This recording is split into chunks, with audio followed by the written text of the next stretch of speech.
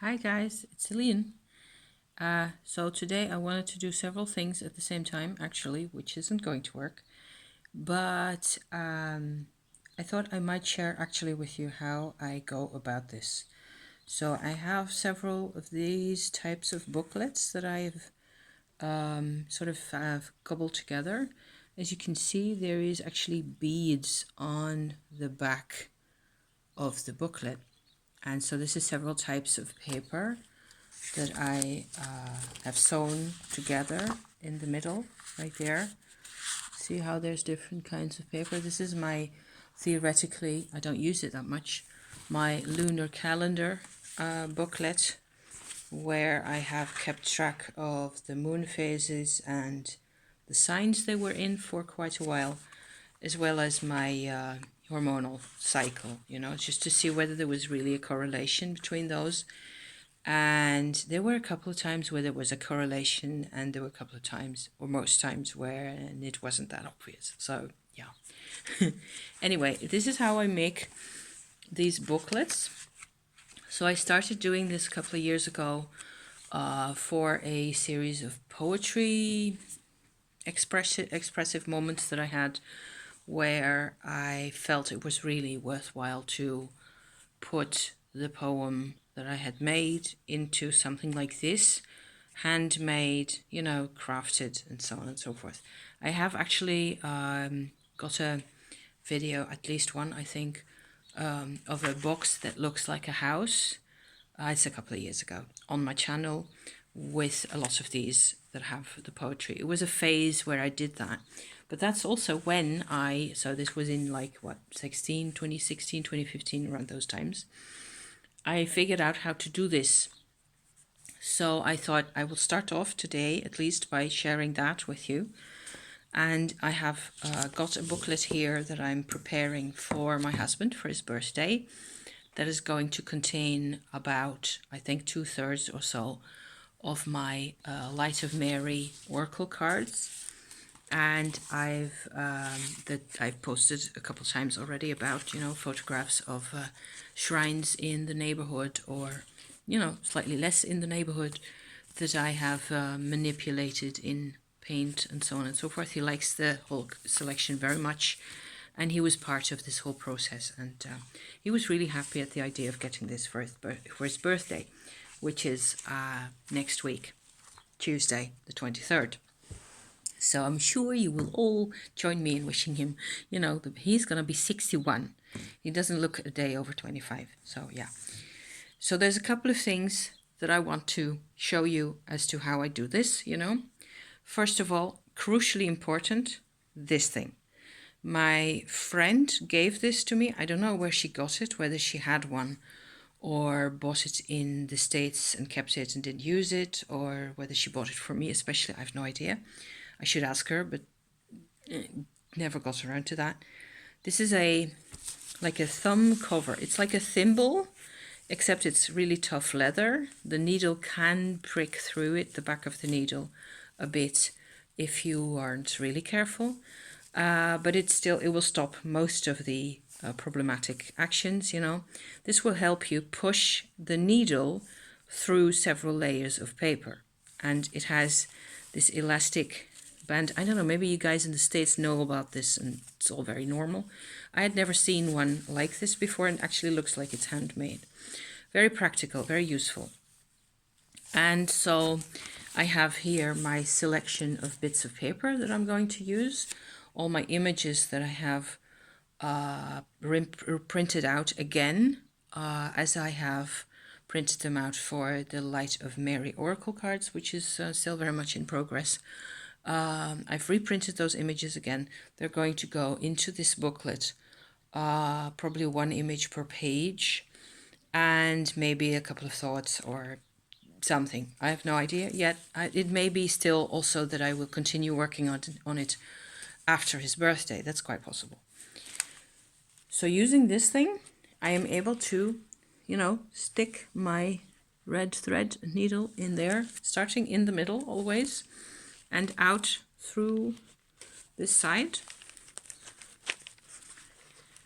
And this is a bit of a, you know, a wriggle the first time around at least. I try to make as few holes as I can. I have quite a long thread here. This is a very sturdy, actually fairly old, I think, linen thread that I use for this. It's very, it's really old school, but it's really tough. And I personally, for this type of project and the moon thing and the poetry thing and all that, I would definitely prefer natural fibers for this kind of thing, because I'm very finicky in those, you know, in those types of levels. So the first stitch is always the worst and the hardest. Then I will probably just go once downward, about, what would that be, 1/2 inch or so from the outside, and you have to just kind of look on the outside and on the inside a bit, so you end up really in the middle again. And out I comes again with my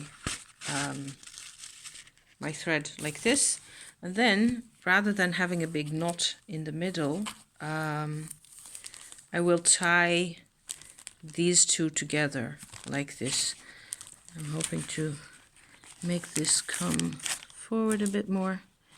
I will just tie the two ends. So I tie my working piece of the thread here to the leftover bit in the middle of the booklet, so as to at least keep the leaves, the sheets of the booklet in place from now on, because that's where it gets, now that's where it gets interesting, you know, is to start fixing the beads on the outside of this.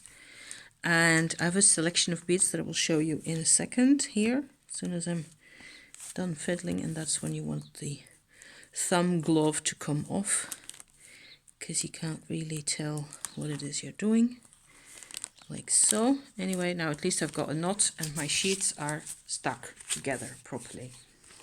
So I can go back through the first hole, and in theory you should come out really easily at the same place. Yes, I actually does. So I have my beads here that I've decided I was going to use. I'm going to point you at them like this. I always put my beads in the order I want to use them. And this is the area more or less that I'm going to be starting at. And then, you know, do my stitches through the booklet each time using one or sometimes two of these beads, going up and down. And then the principle is you go down like so to the bottom of the booklet, and go back up again in like figure 8 forms in the other direction, and so on to the other side, until you've completed and, you know, gotten back to the middle point again. And by that time all the sheets will be fixed to each other really well, you know, in a really, will be really sturdy, and the beads are stuck on the outside. So that's what I'm going to be doing. I've got one more darker bead that I probably want to go in there. I can be really fiddly with this, you know, deciding how to do this. I also would really like to do a witchy check-in at one point soon, maybe tomorrow, because I've got stuff to share about my placements. It's got to do with vulnerability in astrology as I have found it again. I have finally gotten around to studying Chiron a bit more, and it's been really helpful and really useful. And I've noticed, I've come around to the conclusion that actually my, you know, inner vulnerability, inner receptivity isn't a bad thing at all. It is that I have been programmed that it is very dangerous to have emotions.